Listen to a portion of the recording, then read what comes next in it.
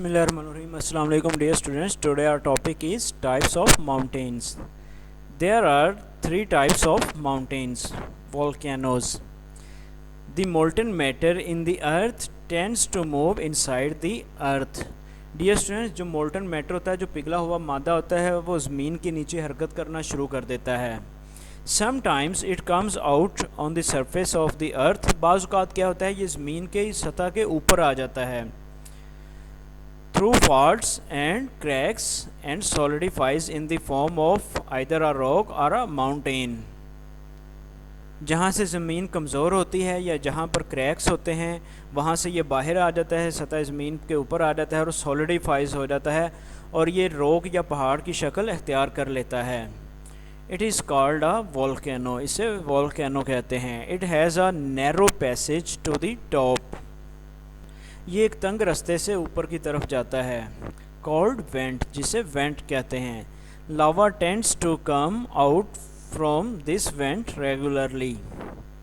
लावा इस वेंट से रेगुलरली यानी बाकायदगी से बाहर आता रहता है. Fujiyama, Krakatoa, Mayon, Etna and Cotopaxi are volcanoes. Fold mountains.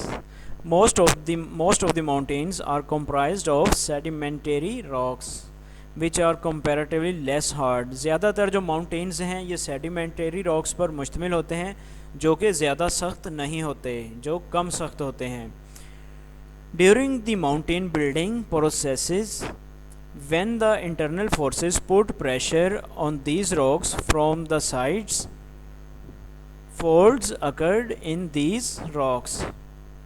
पहाड़ बनने के अमल के दौरान जब ज़मीन की इंटरनल फोर्सेस ने इन पहाड़ों पर दोनों साइड से प्रेशर डाला तो इन माउंटेन्स में रॉक्स पैदा हो गए, इन माउंटेन्स में फोल्ड्स पैदा हो गई. Later the internal forces uplifted them as mountains. बाद में इंटरनल फोर्सेस ने इन माउंटेन्स को ऊपर की तरफ धकेल दिया, यानी कि इसीलिए ये ज़मीन से बुलंद हो जाते हैं. These are called fold mountains. इन माउंटेन्स को फोल्ड माउंटेन्स कहते हैं.